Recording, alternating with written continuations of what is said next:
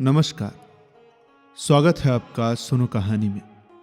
आप सुन रहे हैं आचार्य चतुर्सेन जी के द्वारा लिखित उपन्यास वैशाली की नगरवधू।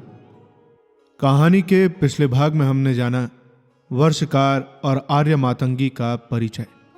साथ ही साथ हमने जाना कि सोमभद्र आर्य मातंगी का ही पुत्र है और ये उसे पता चला अपनी माता यानी आर्य मातंगी से मिलकर। अब आगे भाग 11 महामिलन। अम्बपाली अपने उपवन के लता कुंज में बैठी गहन चिंतन में व्यस्त थी। वो सोच रही थी जीवन के तत्व को। सप्तभूमि प्रासाद में आकर वहां की अतुल संपदा, कोमल सुख साधन, सांध्य बेला में आने वाले कामुक तरुणों के गर्मा गर्म प्रेम संभाषण, उनके प्रति अपने अनुराग का प्रदर्शन, हर्षदेव का प्रेमोन्माद और अपने पूर्ण जीवन का संपूर्ण वैशाली के प्रति विद्रोह। वो प्रत्यक्ष देख रही थी कि प्रारंभ में जिस सुख सज्जा को तुच्छ समझा था वो उसके जीवन की अब अनिवार्य सामग्री हो गई है। उसके रूप की दोपहरी खिली थी और इसी अल्पकाल में उसे तेज, माधुर्य, विलास और अलौकिक बुद्धि विचित्र की कहानियां देश देशांतरों में फैल चुकी थी। उसकी आंखों के सामने अब अपने बाल्यकाल का वो चित्र कभी कभी आ जाता था जब वो एक साधारण कंचुक के लिए रोई थी। वो अपने पिता के अकपट स्नेह को याद कर बहुधा आंसू बहाती। आज उसके अंग यौवन के अमृत से स्नात होकर ऐसे सुषमा बिखेर रहे थे कि बूढ़ा और युवा, नगर के चौकीदार, चांडाल और कर्मकार से लेकर परिषद के साम्राज्य सदस्य, तरुण सामंत पुत्र और सेठी पुत्र, नागरिक, देश देशांतर के श्रीमंत, नरपति और सम्राट, जिसे एक आंख देख भरने के लिए प्राण न्यौछावर करने को तैयार थे, अपने इस विजय पर उसे गर्व था। वो जब शिविका पर सवार हो राजपथ पर निकलती तो नागरिक उत्सव मनाते। नित्य प्रातः काल से संध्या तक देश देशांतरों से आए विदेशी और वैशाली के नागरिक उसके प्रति अपना उत्कट प्रेम प्रकट करने के लिए सप्तभूमि प्रासाद के तोरण पर बहुमूल्य सुगंधित पुष्पों की मालाएं चढ़ाते थे। उससे नित्य तोरण पट जाता था। अपने प्रेमियों से उसे अतुल धन मिलने लगा था। उसका तो गिनना भी असंभव था। उसके कोष रक्षक तराजू से स्वर्ण तोला करते थे। कृषक, वृद्ध, सेठियों और सम्राटों की जीवन भर की संचित संपदा उसके ऊपर लुटाई जाती थी। प्रेमियों के प्रेम संदेश और मिलने वालों की प्रार्थनाओं से उसे सांस लेने का अवकाश न था। वो सोचने लगती कि मैं क्या से क्या हो गई। वो कभी कभी अपने प्रेमियों की बात सोचने लगती जिनमें से प्रत्येक उसे आकर्षित करने में असमर्थ सिद्ध हुआ था। उसने देवताओं, प्रेतों, तांत्रिकों, सिद्धों और योगियों के विषय में बहुत कुछ सुना था। वो इन विषयों पर सोचती रहती। कभी कभी मित्रों से वार्तालाप करती, मारण, उच्चाटन, वशीकरण के प्रति कौतूहल प्रकट करती। अंत में विरक्त हो, अनमनी सी हो, वो एकांत में इसी कुंज में आत्मचिंतन करती। उसके यहां ओझे, सयाने, तांत्रिक बहुधा आते, भविष्य वर्णन करते। वो स्वयं कभी कभी प्रसिद्ध सिद्धों से मिलने भविष्य पूछने जाती। बहुत लोग उससे कहते कि जीवन का उद्देश्य सुख भोग है, आओ जीवन की बहार लूटे। इंद्रियों द्वारा प्राप्त होने वाली ज्ञान अनुभूति ही सत्य है और सब असत्य है, मिथ्या है। परंतु इन विचारों से, ऐसे लोगों से वो शीघ्र ही ऊब जाती, उनका तिरस्कार कर बैठती। जीवन के रहस्यों को समझने के लिए उसने दर्शनों और उसके तत्वों का अध्ययन किया था, पर उनसे उसे शांति नहीं मिली थी। उसका सर्वप्रथम विषय उसकी बाल्यावस्था की स्मृति थी, जो दिन दिन उससे दूर होती जाती थी। और अब सत्य यह था कि उसके अधर धधकती अग्नि के समान दाहक और मधु से मधुर थे। इन्हीं सब बातों पर विचार करते करते वो कभी कभी उत्तेजित होकर चिल्लाने लगती, मैं किसी से प्रेम नहीं करती, नहीं कर सकती, किसी व्यक्ति से भी नहीं। मैं उन सब से घृणा करती हूं जो आनंद भोगी है। ये सप्तभूमि प्रसाद मेरे जीवन पर बोझ है। ये सांध्य मित्र मेरे हृदय पर रेंगने वाले घृणित कीट हैं। वो उनके स्त्रीण चरित्र और स्त्रीण वेशभूषा का स्मरण करके घृणा से होंठ सिकोड़ लेती। कभी कभी तो विचलित होकर चिल्ला उठती। तभी फिर उसका ध्यान अपने अप्रतिम अंग सौष्ठव पर जाता। वह अपने अद्भुत रूप को पुष्करणी के स्वच्छ जल में निहार कर कभी कभी बहुत प्रसन्न हो जाती। उस समय वे सब वासनाएं जिनकी उसे चाट पड़ गई थी, एक एक कर उसके निकट आकर उसके अंग प्रत्यंग में बैठ जाती थी और वो मंद मुस्कान के साथ कहती, कोई हानि नहीं, इसी रूप की ज्वाला में मैं विश्व को भस्म करूंगी। इस अछूते रूप को सदा अछूता रखूंगी। इस सुषमा की खान गात्र को किसी को छूने तक भी न दूंगी। विश्व इसे भोग न लगा सकेगा, वो इसकी पूजा ही करे बस। ये सोचते सोचते उसका हृदय गर्व और तेज से भर आता। वह अब उन कवियों, चित्रकारों और कलाकारों का स्मरण करती जिनकी कृति से वो प्रभावित हो चुकी थी, और उन पर एक संतोष की विचारधारा दौड़ाकर बहुधा उसी लता कुंज में, उसी श्वेत मरमर की श्वेत शीतल पटिया पर वो सो जाती। उपवन में दर्श विदर्श के बहुत से वृक्ष लगे थे। उन्हें देश देशांतरों से लाने, उनके प्रकृति के अनुकूल जलवायु में उन्हें पालने में बहुत द्रव्य खर्च हुआ था। उनकी सिंचाई के लिए निर्मल मीठे जल की एक कृत्रिम उपकुल्लिका पुष्करिणी से निकालकर उपवन के चारों ओर बहाई गई थी। काम पुष्करिणी में कुशल शिल्पियों ने कई एक कृत्रिम पहाड़ियां, स्तंभ चिन्हों और कला की प्रतीक मूर्तियों का सर्जन किया था, जिनका प्रतिबिंब पुष्करिणी के मोती के समान जल में भव्य प्रतीत होता था। जिस लता कुंज में अम्बपाली बैठी थी, उसमें जो प्रकाश आता था वो पानी की पतली चादर से छनकर मध्यम और रंगीन छटा धारण करता था।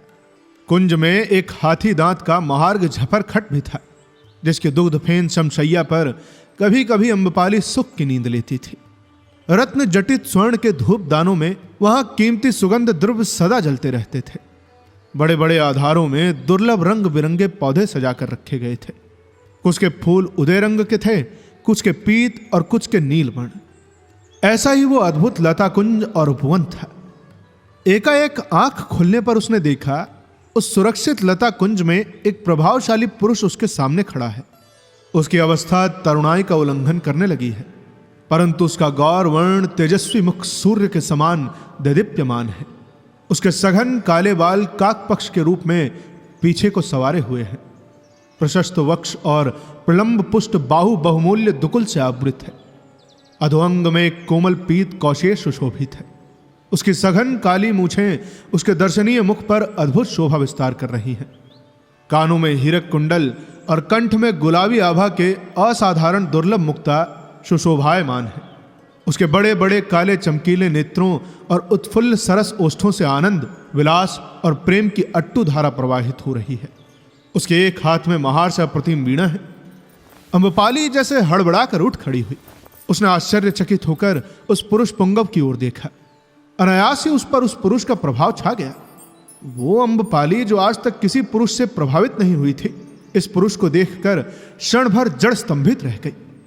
पुरुष ने ही पहले कहा, जनपद कल्याणी देवी अम्बपाली प्रसन्न हो। क्या मैंने तुम्हारे इस एकांत विश्राम में व्याघात करके तुम्हें रुष्ट कर दिया है?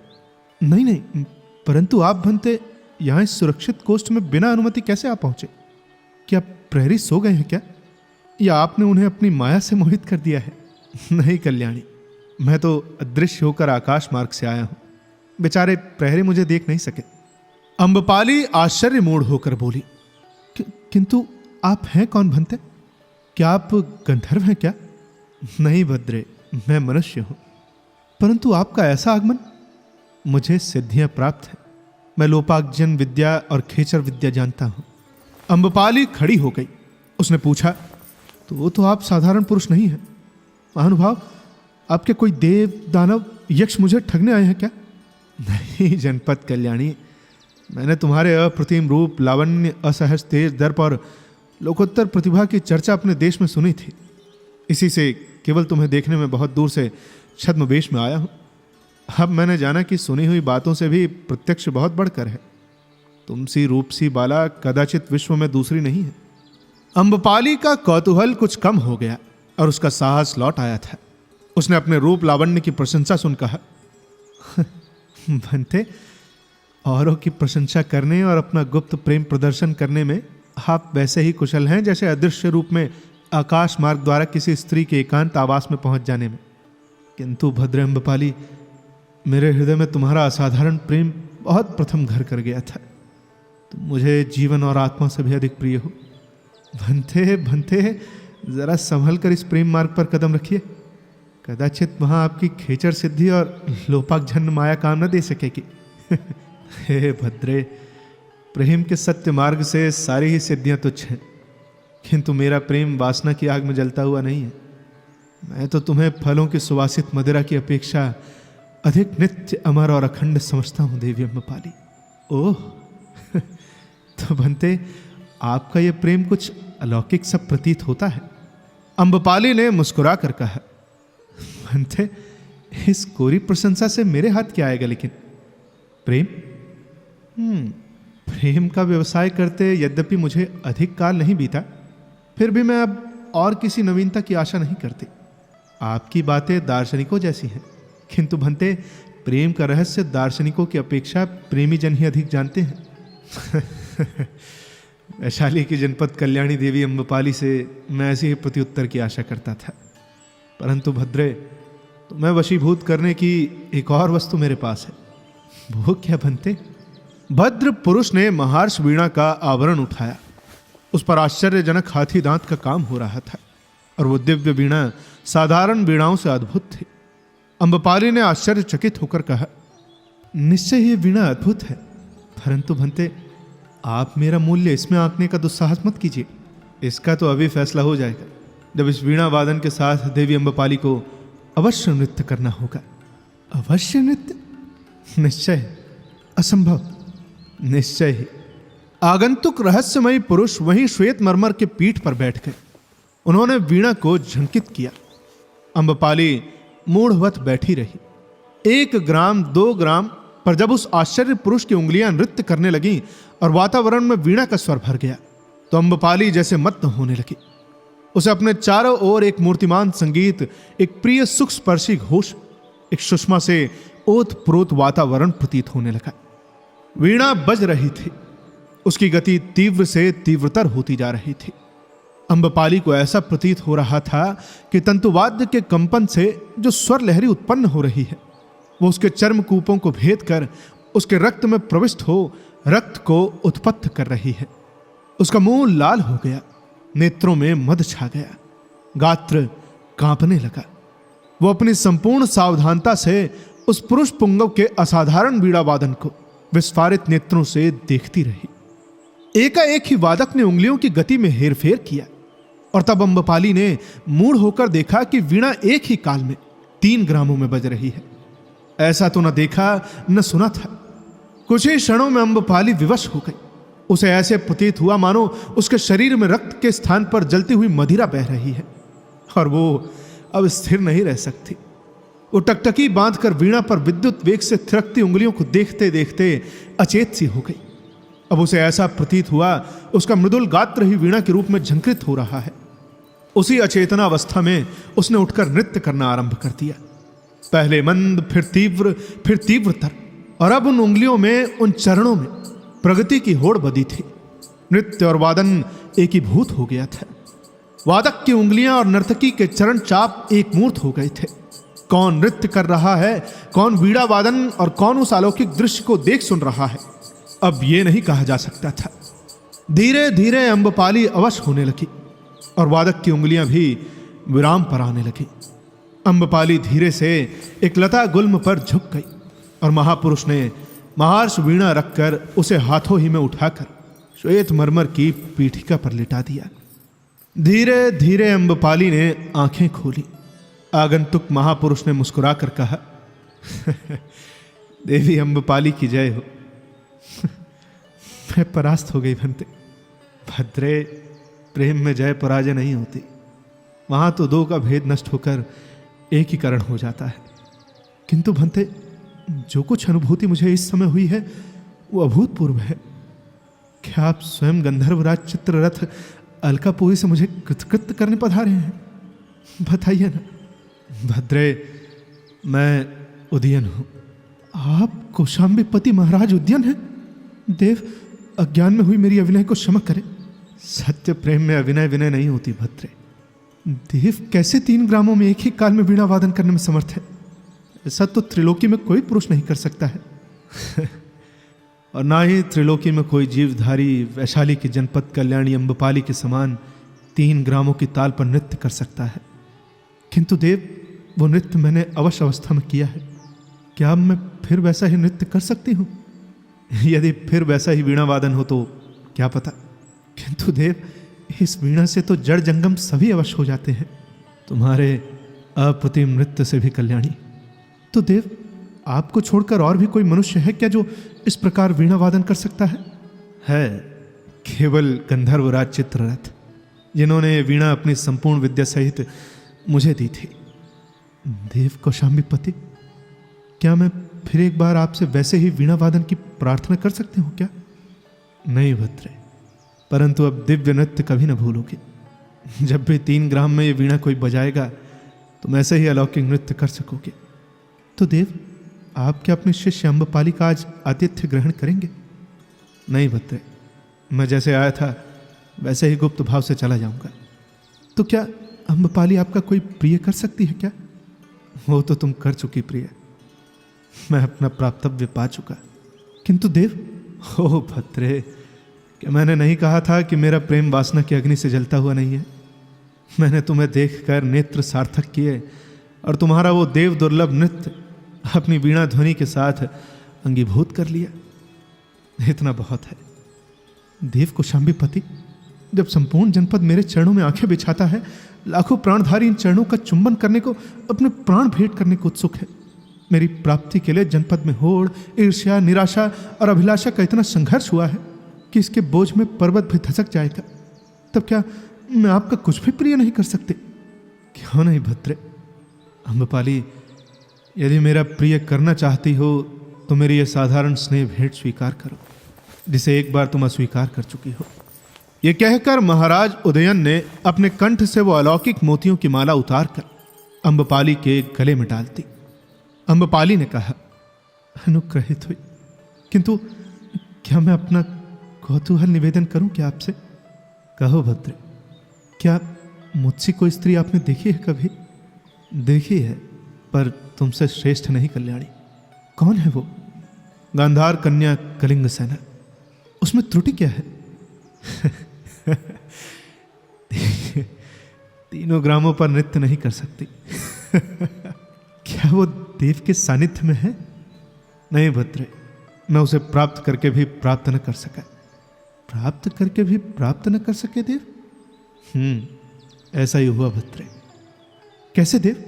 कि देवी कलिंग सेना द्वितीय कामदेव के समान सुंदर महाराज उदयन को प्यार नहीं कर सकी, या फिर तक्षशिला के महाराज ने इंद्र के मित्र वात्स नरेश शास्त्रानिक के पुत्र को ही अयोग्य समझा, जिसके लिए देवराज इंद्र अपना रथ भेजता था? ऐसा कुछ नहीं हुआ भद्रे, इसमें कुछ कौतुक हुआ। यदि देव कौतुक वर्णन करें तो अच्छा हो। अच्छा लो, कहता हूं, सुनो। विगलित यवन कौशल नरेश प्रसेनजित ने गांधारपति कलिंग सेन से उसे मांगा था। गांधारपति राजतंत्र के स्वार्थवश प्रसेनजित को अप्रसन्न नहीं कर सकते थे। उन्होंने कौशलपति को कन्या देना स्वीकार कर लिया था। भाग्य विधि से कलिंग सेना की मित्रता मायासुर की कन्या सोमप्रभा से हो गई थी। उसी ने सखी के कल्याण की कामना से उससे कहा था कि हेमंत ऋतु की कमलिनी के समान तुम उस चमेली के मुरझाए हुए पुष्प प्रसेनजित के योग्य नहीं हो। उसी ने उससे मेरा सत्यासत्य वर्णन करके उसे मेरे प्रति आकर्षित कर दिया था। मुझे भी इसकी सूचना मिल चुकी थी, परंतु देवी अम्बपाली, मैं अवंती नरेश चंड महासेन को अप्रसन्न नहीं कर सकता था। इसी से गांधारपति कलिंग सेन से मैंने उसकी दिव्य पुत्री नहीं मांगी।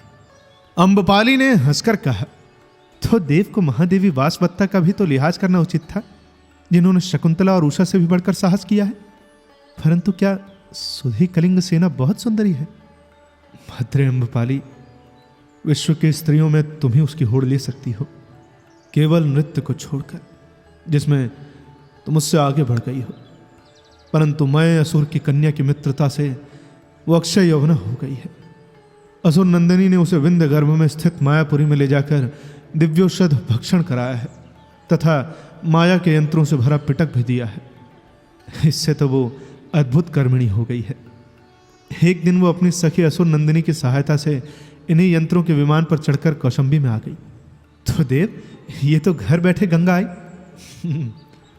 हुआ ऐसा ही भद्रे, किंतु राज संपदा भी कैसा दुर्भाग्य है। अब राज संपदा ने क्या बाधा दी महाराज?